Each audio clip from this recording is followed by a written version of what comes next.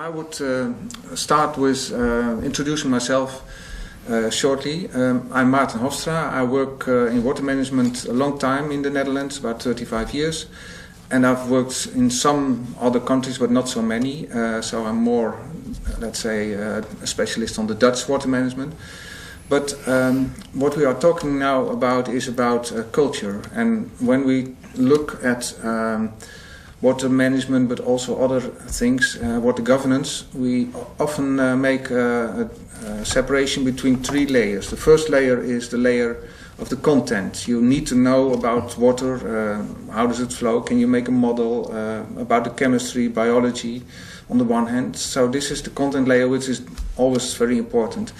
But the second layer is the institutional layer. If you want to have success, you need a good organization, you need the financing, you need legislation. So that's also very important to have success. And the third layer is the relational layer, where culture, ethics and coordination, things like that are important. And without this relational layer, also things won't work. And one of the things of this relational layer, as I mentioned, is culture.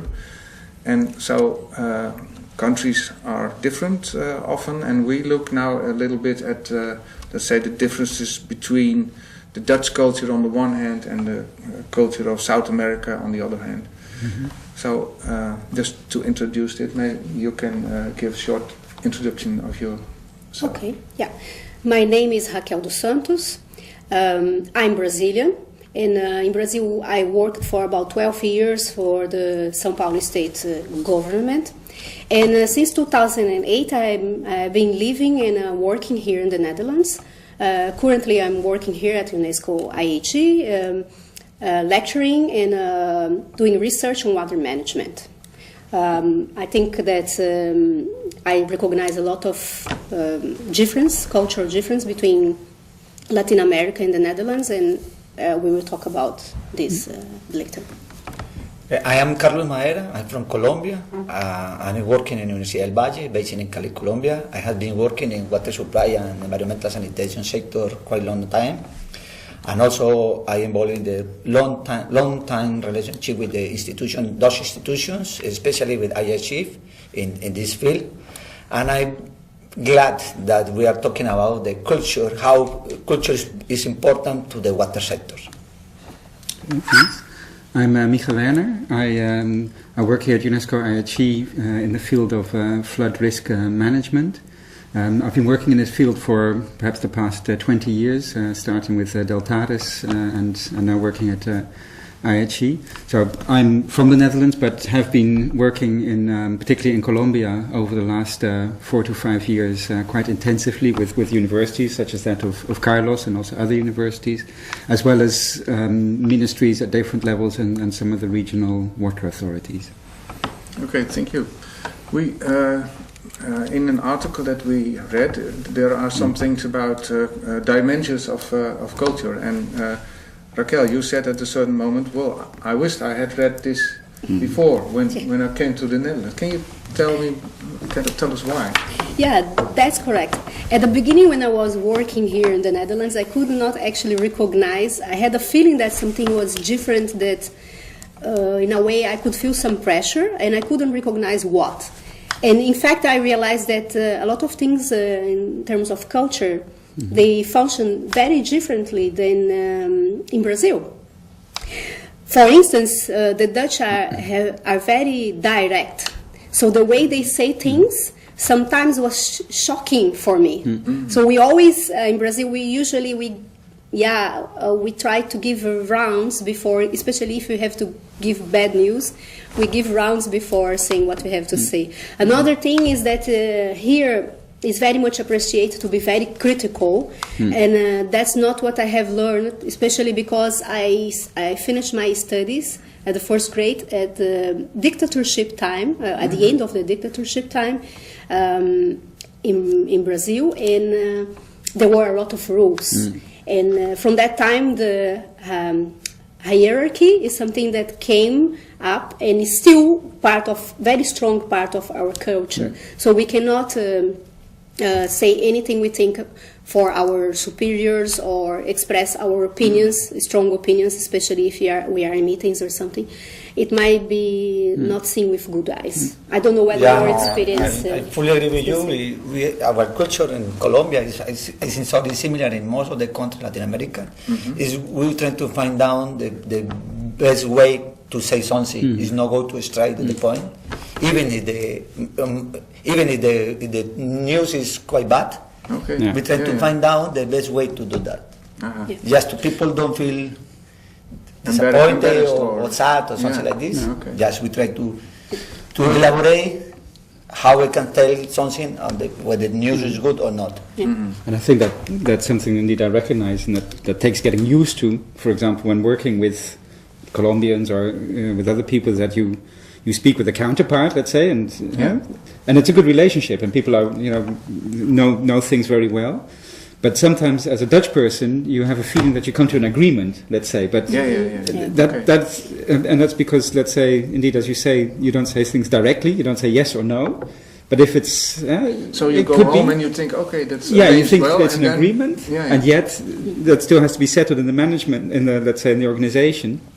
And it's always good, for example, to realize that the decisions are not necessarily taken by that person, but it might be taken by someone at a higher level. Yeah, that's correct. And you also assume that there's going to be then communication between them and that higher level, but that might not take place. So you have to organize that yourself. Well, it just works differently. I mean, you're used to certain channels here, let's say, when you work, but that might not work in the same way there. And I think it's very good to realize, and maybe an experience I think that we have from Colombia is that when, for example, sometimes positions change, particularly leaders, directors of organizations, public organizations, and it's very important to then invest time to go to the new director and explain again. And it's sometimes for a Dutch person you think, why am I doing this again? But that time is well invested, because it's not necessarily so that the person, your counterpart, will explain because it's not their position, not because they do not want to. And I think that's really important. I really agree, because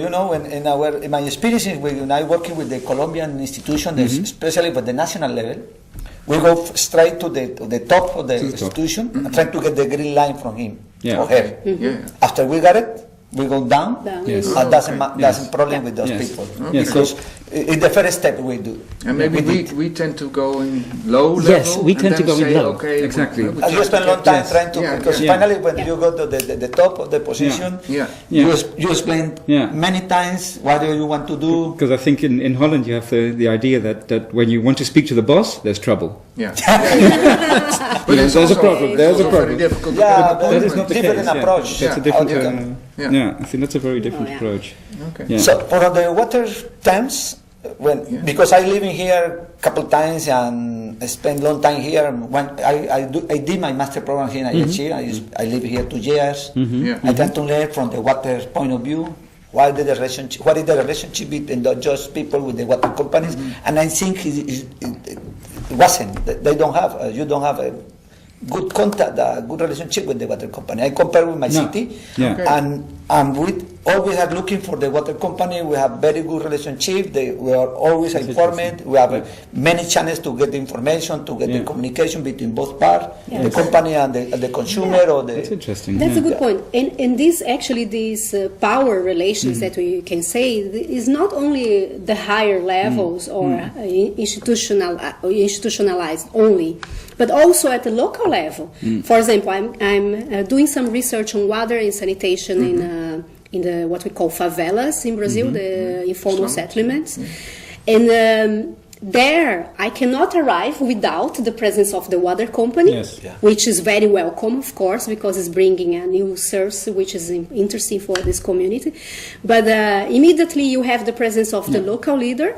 And sometimes, of course, these are places that we have to realize that there are sometimes also drug dealers or other social situations there. And they also have their leaders, so you have to respect. And at the moment that I'm doing research in this place, I'm interviewing people about access to water and sanitation, and that is a problem. So let's suppose that between the different leaders, I will be informed. Suddenly, a young a boy will come and say, you have to leave this favela right now. So you should not even think for 5 minutes. Yes. You are welcome to this point, and now you have to leave. So hierarchy and power relations goes from the national level to the very local level.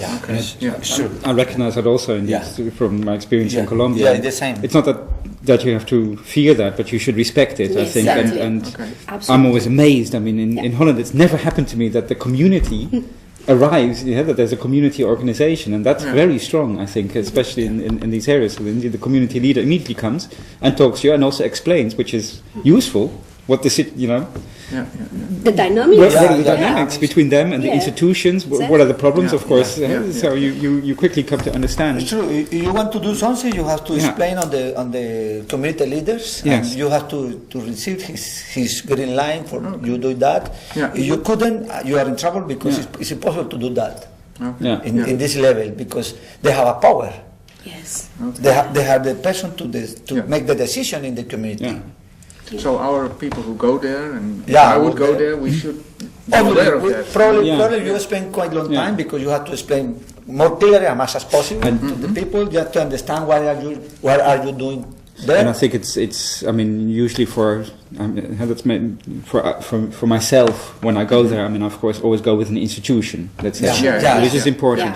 But it's also important then to understand what role does the institution have, because there's different institutions. But because people are not so direct, they will not say that they don't have a mandate in a certain field. They will go anyway and accompany you, but maybe the relationship might not be quite as clear as you think yourself that it is. So I think it's good to invest the time to understand who is responsible for what. But I will tell you something about you say.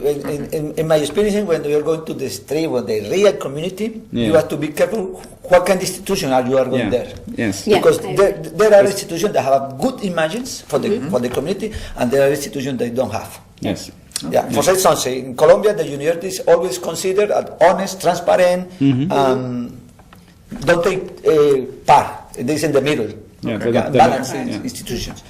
Some national police institutions, they have very bad imaging for the community, and they don't want to talk with those institutions. And Carlos, there is another important point there, because when you are doing research, if you go with a certain institution and you are sitting together in a room or discussing a certain topic, you will ask questions to the community. Depending on the institution that is together with is part, then the answers will be according, because then the local people will also be polite enough to respect the institution which is there, and they will not give the real answer, but the actual answer, but actually the answer that is more suitable for the institution that's present. It's very tricky. That's true.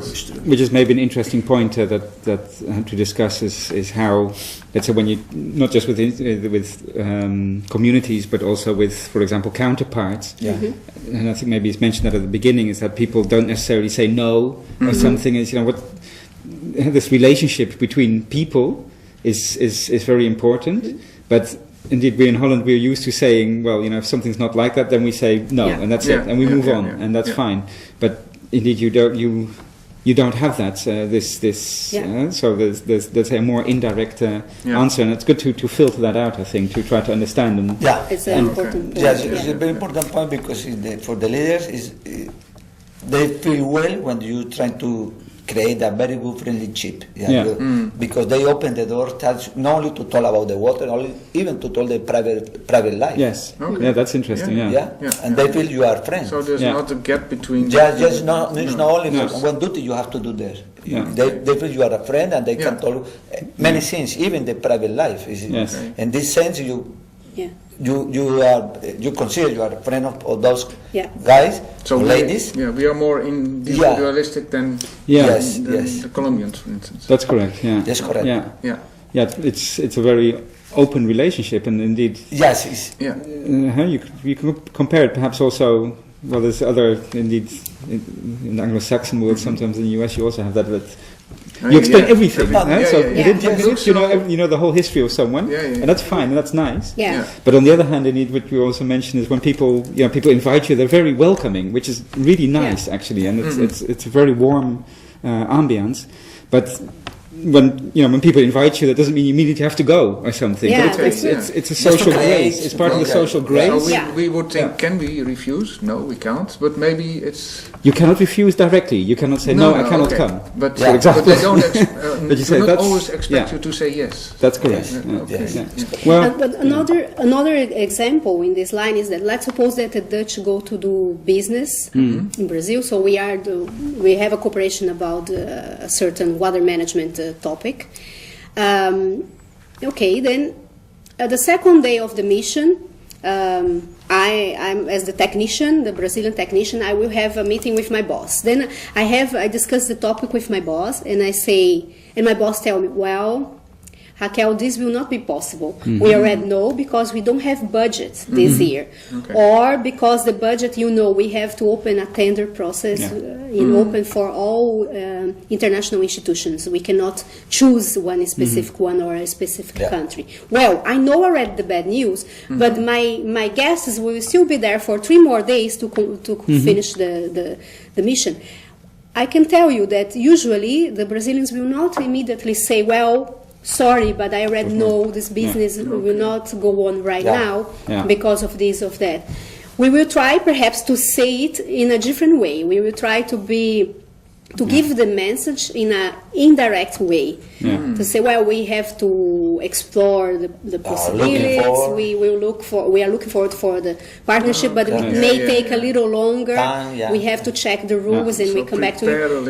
But on the other hand, it doesn't mean that will not happen, because if you build a good relation, perhaps this project will not happen, but in the future, this group will remember of the meeting we had, and in the future it can result in another kind of partnership. When I was in Colombia, I felt that people are very easy talking. They use a lot of words, more than I would. Our culture is talking culture more than write culture like here. We talk a lot.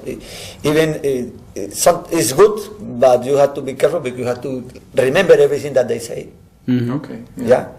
Because I don't know where this culture just come from, but in all the community, even for the indigenous people, for the black people, for the everyone in Colombia, the people like to talk more than write. They say they are like a musician. They only working with the ear and the mouth. But then you bring also another issue, because of course most of the Dutch don't speak Spanish or Portuguese or certain language. So let's suppose you were doing cooperation with a certain country and you don't speak the local language. Okay, what do we do then? That's up to you. The body language has to do. I think that's difficult. I mean, I recognize that on the one hand. I mean, I speak some Spanish, let's say, but not well enough. So I think it's good to think of when to speak the local language, for example, because it's also it's nice because people like that when you appreciate. It's very much appreciated, but there are limits, I think, because sometimes when you have, let's say, when you're really in a negotiation process, which also happens, for example, budget negotiations, you also have to realize your limitations in interpreting, for example, body language and interpreting what people really say, and then maybe you should revert to the language that which someone uses, because you could easily, make mistakes. I think, and that's. I agree with you, but I think that there are another point is whether you are in the community level, they appreciate if you trying to speak their language. Very clear, very clear. Yeah, because the other way they believe or they think you are there, do just only just your job and go out. Nothing happens after that. But when you try to speak the language, they understand.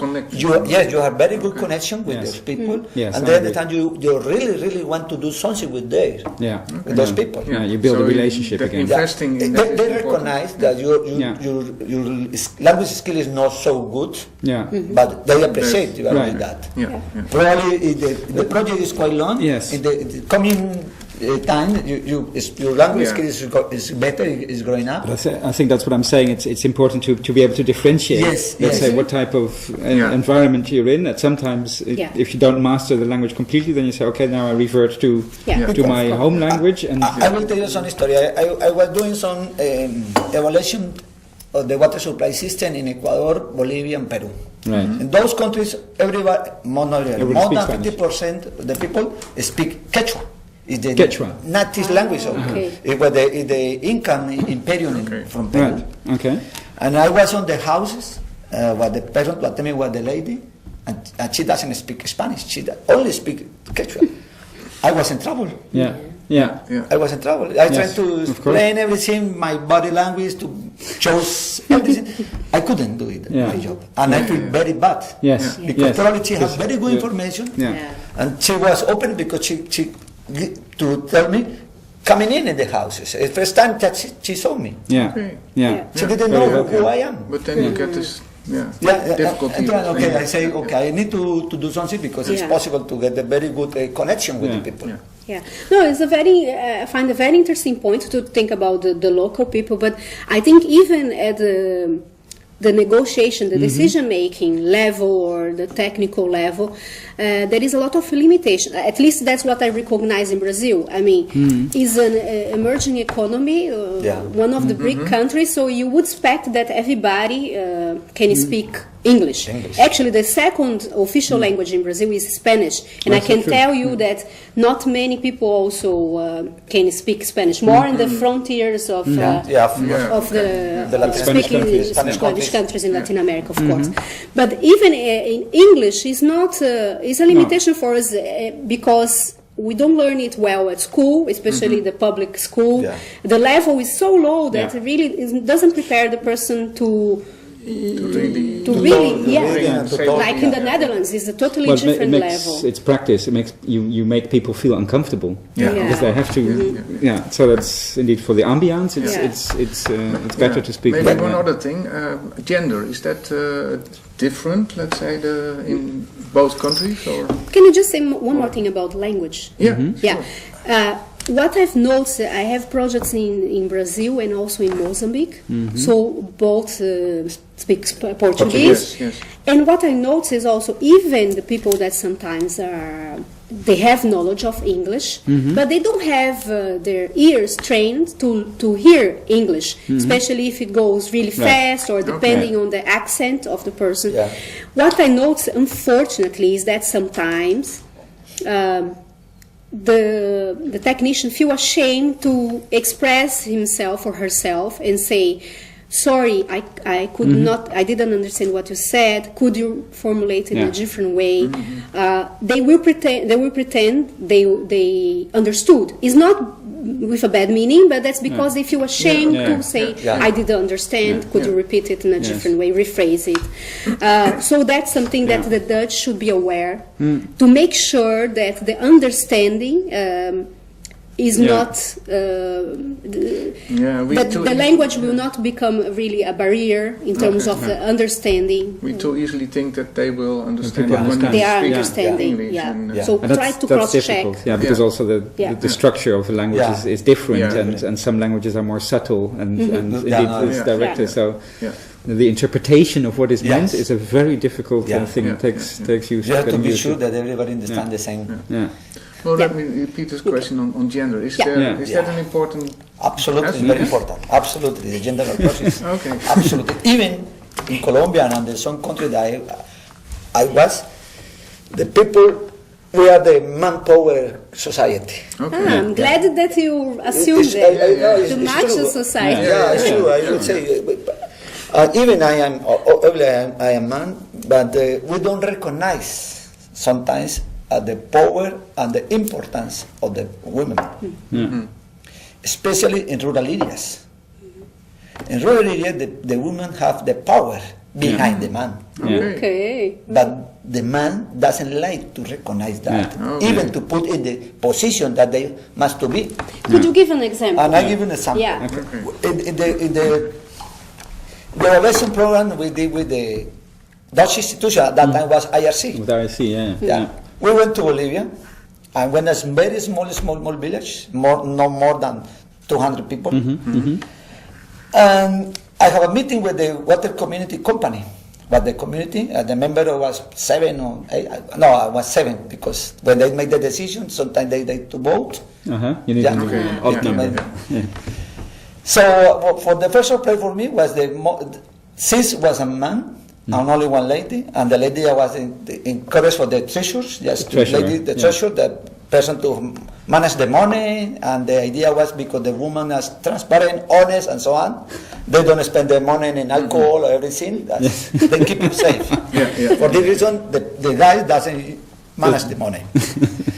But the question was, how you make the decision in the water company, whether you do something important for the water supply system, what you do. And they say, okay, we start to discussion, to try to think out the advantage, disadvantage is the decision. But we never take the decision in the first meeting. We stop the meeting, everybody go home, and asking our wife in the home, in the bed. And regarding what our wife said, we coming back to the next day, continue decision, and votes regarding with the advice of the wife, not for my own.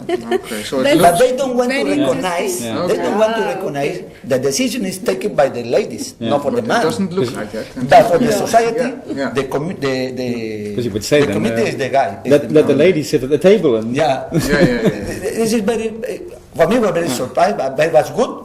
Okay, the ladies even behind it, they are part of the decision. But it's not so good because the lady has to be in the community. But I think also in water management in general,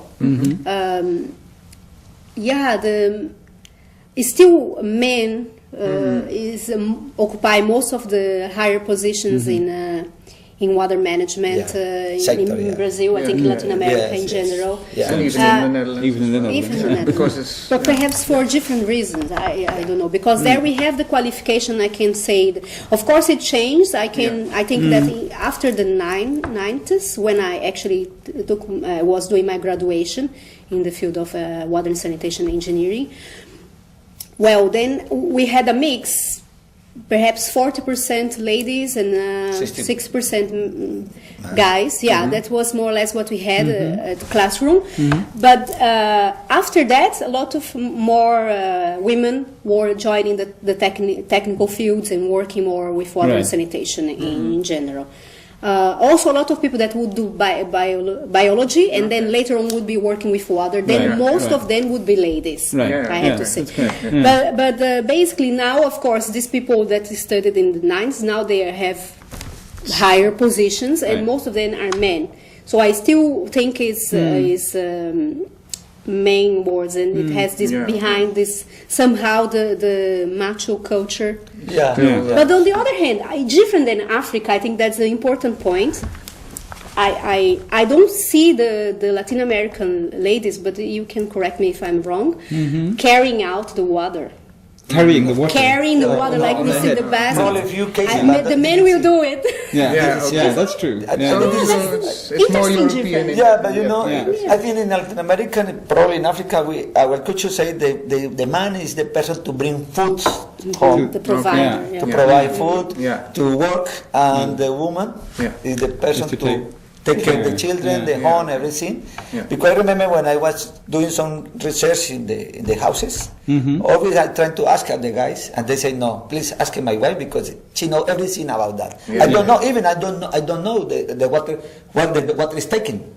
When the doctor withdraw for the river, I can't believe. They say, I never been there because my wife, she's scared. So then she would carry because the water. my duty is only to work, to provide food and clothes, everything. This happened in many communities in Latin America.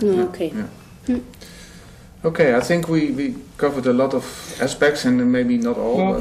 But finally, just the last part about the gender approach. We are very concerned about that. When I say with is the Colombian government.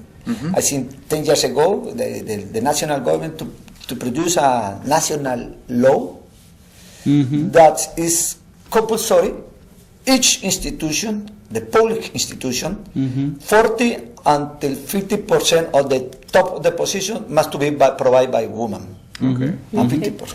Obviously, the people say the mandatory, the mayor, governor do that for the law. Not because they are really convinced of that. Okay. Okay. But it's the first step, I think. It's the first step. We start to change our culture about the gender approach. Yes. Yeah. Yes. Yeah, of course. Yeah, It's changing a lot. It's trying. Okay, they take a long time trying to change Yeah. our behavior, our mind about that. Yeah. But we need to start from somewhere. Okay. You had another point? No, I was just thinking because we talked quite a lot about let's say the culture of communities and let's say the gender culture. But I was wondering if we move more a little bit to the institutions, let's say, or people that we work with, let's say, because often when you work, you work with a certain institution, and I think then what also takes getting used to is what exactly is the roles of institutions exactly. What are they? And are they cooperating? Are they cooperating indeed? And sometimes that's difficult for us to understand because it's we have a certain picture, and but it's good to invest. I think, try to really question. What is it that you actually do as something? In my experience, I found, I work in the context of flood forecasting, and we work with regional environment agencies in Colombia. And actually, after a while, we found out that they actually have no mandate to do something, even though they're very, cooperative actually and working along. Yeah. And I think that doesn't mean that you have to do something different, but it's good to understand what these what these institutions do, and also the relationships between them and other institutions. I totally agree. You have to know very well before you start a mission in a certain country to know what's the mandate of this institution, because it happens that you were discussing with people that perhaps cannot take the decision in a certain topic, but still they will be open to receive you and your delegation. However, they will not be the ones deciding about the specific topic. So it's not efficient. It's not efficient. Well, it's efficient, but it's a different way of working. They might not tell you. But I mean, going to the wrong. It's very important to have a good picture of the context of the country. Yes, before you go. Before you go. Preparing yourself. In the level you are talking about, the level from the institution point of view, in different levels, national, regional, and local level, and also for the culture. Now, Latin American countries, they are now in the decentralization process. Some countries start quite a long time, like Colombia. They started in the 80s. But now, for example, all Central American countries moving that to decentralization. That means that the power is going to the mayors and the local community, not at the national level. That means you have to have a good picture to understand what the institution do. The thing that always amazes me, and I've said this several times, I think before in conversations we've had, is the knowledge of law. This is something that I'm never, I never cease to be surprised. I mean, I don't know any numbers of any laws in the Netherlands, but when you speak to people in Colombia, they know all the laws of all the numbers of the decrees and the laws that are relevant. Everything. So everything is covered by a certain, and I think it has to do with a different legal system, with Roman law and common law, and I'm always very surprised at the depth of knowledge of people of those mandates and they what they already need have. to do. They exist. But also because when we work for the government, you have to know these laws because they are actually guiding not only your work but the limits. The boundaries of your scope. Exactly. This is my land. I can do it. And more than that, actually, as technicians, because most of the time you are discussing with technicians, the higher positions, they come for the opening and the final decisions most of the time. So we are actually the technicians. We help to write the law. So we try. That's a good process, I think, that we help to guide the decision makers how to make a law that's more. That reflects the reality of the problem you have to want to deal with. Of course, not everything will be approved, but actually you have a say in. Now it's more open to do the process, but it takes quite a long time. Yes. In previous years, just from my experiences from Colombia, the technical laws Just only take a copy from the EPA or somewhere. Oh, yeah. Now is the opening. I give you two examples. We are defining and the discharge level for the treated wastewater and the water bodies. Yeah. Another one is for the sludge management. And this process starts 5 years ago and doesn't finish. Still working that. Because it's an opening. Everybody can give the opinion, the idea. Participatory process. is quite good, so it takes a lot. but sometimes take a long time. It takes You have to prepare for that. Yeah, you have to be prepared. Patience So is That's a the key patient with word. that. But finally, the final outcome Yeah. or result you got, I think, will be better than the previous one. I think so too. Okay, well, I think we've talked about a lot of aspects of culture and made connections with institutional and content. I wrote this sentence in this article that we had on culture. Understanding and taking into account the cultural context is necessary in finding sustainable solutions for water problems. Yeah. So we think that's the right statement. That's key. Yes. It's a key statement, and I think what the Dutch needs to understand now, doing cooperating with other countries in Latin America, and then I have to talk about particularly the case of Brazil. We are an economy that's changing a lot, and it's changing fast. I can tell you that, of course, there is a lot of knowledge in water management in the Netherlands, and historically you developed a lot. However, you cannot deny the local capacity that's already there. Yeah, absolutely. So we are not talking about countries that do not have any experience or professionals. So I think it would be very important for the Dutch to go with this idea. You see, you are not going there only to give, but to exchange. And I think this will be very much appreciated by the Brazilian institutions and by Latin American institutions. You are going there to exchange. And I think when the institution and the group which you are dealing with you will start the negotiation and they feel that there is two hands, two ways, they will appreciate it much more than if it's just giving. And I think it's key for sustainability, because indeed I agree that sometimes, we, let's say, I say as a Dutchman, of course, we think that a Dutch solution is the best or something. I mean, that's, sometimes of course, everybody takes it from their point of reference, which is an obvious thing. You always think from where are you coming from. But I think it's very important to invest in understanding who knows things in the communities, because indeed my experience in Colombia, there's a lot of knowledge, and passing by that, and as we said, when you're there, everybody's happy, but it could be if you don't appreciate that you hear things via other channels, via the gossip, that the relationship was not so good. But it's very important to appreciate I just only doing some reflection. You see the water sector in Latin America in the last 30 years. We started with the water supply and sanitation decade in the 80s. Yes. After that we moved to the water or health for everyone. And now we are in the Millennium Development Goals. Yes. If you see the situation of water supply and sanitation in Latin America doesn't change too much. Is that true? Even doesn't improve. Okay. But you see how much money we are investing in that country. A large amount of money. That means the money is not the problem. Yes. Because you're thinking why still some people without water supply, still with sanitation facility, with bad hygiene behaviors. Why?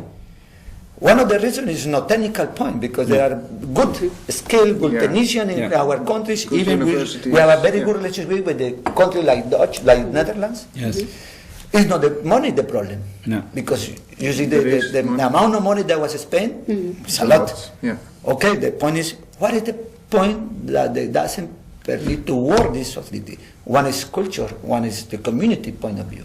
Because we went there and put our solution, not the solution of the community. That's still, So, and I remember was seen as a special case. We're trying to do the water supply designs on one community, the black people in Colombia. We went the technician to work in all the water distribution network. We located at the drinking water plant. We take everything, all the components of the water supply system. and one of the line, the pipe, crossed just a few meters of the ancient cemetery of the people. Yeah. Oh, okay. Yeah? So they would not. We say, oh, no problem. We say, no, it doesn't matter. That's a few centimeter, doesn't matter. Yeah. You know, when we show the design before building, obviously, we show the design. Everybody say, no, it's okay, good, but we like to change the distribution. Yeah, That's sure, line. yeah. Yeah. Yeah. And we're asking why? Because it's our, what do you say, Cemetery. Yeah, cemetery. sacred for us. Yes. Yeah. We don't like to disturb it there. Yeah. Yeah, Please, for sure. even if the price or the cost is increased, doesn't Yeah. matter. No. Sometimes this kind of tricks Yeah. you forgot. Yeah. Yeah. Are you taking in account? Yeah. And it's very important because the community, you say, and also the community have the solution. Yes. So always look further Yeah. than the economic and Yes, technical that things. forget the Definitely. culture. Yes, Forget, the culture always forget. is a Even relevant. in the sanitation point of view, we did our facility thinking only in the adults, not the child. Yeah. Yeah. Okay. Yeah. When Cali is quite near to the black people, Yeah. as the Pacific Coast, and the Pacific Coast is the poorly people, but the more water, more rich on water. They Yeah. have a lot water, They have a lot of water. surface water. We did some sanitation project there, and I remember one Dutch guy saying, "No, we have to implement a dry toilet." Okay. And I asked, why? You know, Wow. because it's black people, they're saying that similar behavior in Africa and so on. I Yeah. say, no. Yeah. When we present our idea, then immediately the communities react, say, no. Yeah. We have a lot of water here. Yeah. Yeah. A lot of water. What is not the problem? Water is the problem. Water is the gift of God. Yeah. Yeah. Why are you using, I never have this kind of facility, why are you using this one Yes. for us? Yes. Exactly. We changed for the water flush toilet and so on. But I remember one lady, she said, okay, I bigger. She was very big and fat. She said, you are thinking for me or for my child? Yeah. Because we need to use the facilities. Yes. Yes. My Both. child, he or she is afraid to use the facility because she believes it's going down or something like that. Yeah, of course. Yeah. Sometimes we think we don't take care of this kind of culture, the Yeah. idea of the community, and this is stronger for the projects. Yeah. Yeah, it's about ownership of the Yes. project. Yes. I think Yes. Yeah, but that's there are two lines. Yeah. Of course, you have somehow to have access to money, right? To funds. So, okay, we have the Millennium Development Goals. We have many policies at international level which reach the local level, of course, but most of the time is also because there is a need to have access to money. To the money, so we yeah. have to have access to the donors, Yeah. and therefore, of course, there are the rules. And I speak the same language. Yeah, exactly. So you have to follow the rules of the Yeah. donors. You have to Yeah. to have access to the financial means. or means, something. Yeah. resource. However, when you implement it, if you want actually to be sustainable, you have to check what are Yeah. the needs of that people. What is that? Of course, you can say, one example is that you can say that for water treatment, the chlorine is not the best option. That what To is the other disinfect, option? To disinfect the ultraviolet. UV, ultraviolet. Yeah, Ultraviolet. ultraviolet is Solar- better, solar. or desalination is good. You can say all this, but it has a high cost for, and sometimes it's not the most Yeah. suitable. Also, that's an important point to think about. What's the most suitable technology for this location? And the best way to find out the most suitable is also consulting the local community on their needs, and at the same time, of course, proposing your own options of solutions. Okay. And actually, I think that goes. You see that at various levels in my experience. Well, not just in Colombia, but in many countries of working. For example, when I work a lot in the technical field of operational forecasting, and we have various complicated models, and there are many. Let's say, Trying to predict but it. I think what's important is to understand also what is the knowledge network, for example, in a country. I mean, for example, we work in Cali with a local institution, the CBC, which is the regional authority, but also with the university. And I think sometimes, I see proposals that want to bring in, models which if they're better or not doesn't really matter, but they're unknown, for example, in university. And I think that will not be sustainable, because once the project is over, there has to be a relationship between the university, for example, and the local institution, because that relationship is already extremely strong, and they have to continue, let's say, with people, to maintain it, because people also move, people take opportunities and leave, and then there's a turnover of staff, and that's normal. And I think that's very important to understand, what is the knowledge on the ground, rather than, importing technologies, even if the equations are better. It's not necessarily sustainable. And I've seen that, well, not just in Colombia, I've seen it in Sudan, I've seen it in many countries of the world, that after 5 years, these things have ceased to function, mainly because the people are not there. Okay. Well, I think...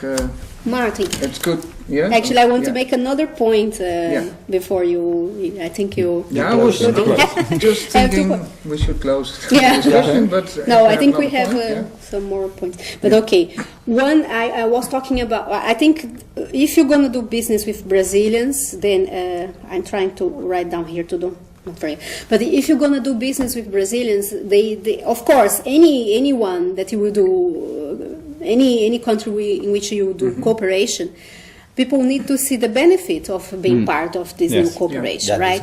And I see in Latin America, of course, there is a lot of inequality, so there is a lot of people thinking about making more and more money. So this is one way, of course, if they will benefit of profiting.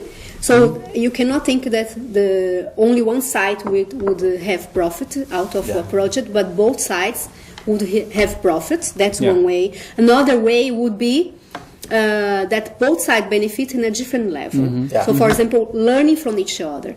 If they see the opportunity to build capacity of their local people, of their technicians, then they will also see an advantage of being part of this cooperation. So not necessarily is about money, but about learning. Learning, because they don't want to have only the Dutch technology applied in Brazil, but they want to learn this technology because in the future they will adapt to the local situation, not depending anymore on the. And that's how it works, and that's the view right now. Okay. And one other point. Yes. Last point. Okay. Yeah. No, I was thinking also about like how this. You were talking about power relations or how people perceive water, and I've got two examples. One is that many years ago I was working for the São Paulo State Health Secretariat Department in Environmental Health Department, and we had to provide water to a certain community, and we want to provide water with the springs were contaminated, so we want to provide water to this community. However, when we went there to provide piped water, they did not accept that because they thought that the water from the spring had a better quality. They would just look and say, well, but it's transparent, it looks good, it's so good. It must be good. They could not believe that it was contaminated because of all the developments in there. Well, okay, then we had to adapt to the local situation. We had to create like places that would look like a spring, but actually what was coming out was treated water. That was one. Or of course to keep some areas where we could keep the springs protected, environment protected to provide to these people. So that was the ways. And the other thing perhaps you can raise with the colleagues is about linking politics, power, votes, and water. How do you see that? We have just close to Universidad del Valle, some experiences like you mentioned. We went there for the water supply project. The community live from the tourists because they live near to the river, and the people go there just to swim in and so on to spend the day there. The people just to cook the food and selling and all the tourists there. We went there for the water supply project and have a meeting with all the community. At the end, they expect until we finish. When we finish, one of the ladies, I remember, she said, magnificent project, but we want sanitation. We don't want water supply. Why? Because sanitation is the problem because we live from the river. We want to treat Yes. our wastewater Yeah. before Yeah. we share on the river. By the way, the tourist doesn't come here. Yes, yes, yeah. Yeah. And finally, we changed the project. Yeah. It was, Yeah. was so difficult because we need to go to the donors, Yeah. we go to the Have to do national and regional authorities, and to explain and so on. We spent quite a long time, but finally everybody accepted. Yeah. Okay. Yeah. And now Yeah. it's part of our demonstration project there. Yeah, Okay. yeah, We yeah. invite everybody to go there, and the people just explain why they. Now they have a water supply system. Yeah. After. Also, Yeah, yeah. Yeah, also, Okay. yes. Yeah, yeah. Yeah. But it was good experience because you Yeah. you don't take in account what the community wants. Yeah. Then you make. I the think same. you waste your time and the money. Yeah. Yes, Okay. that's a good Yeah. point. Yeah. Yeah. Well, I mean, it's a difficult point, or an interesting point indeed. The role of politics, Yes.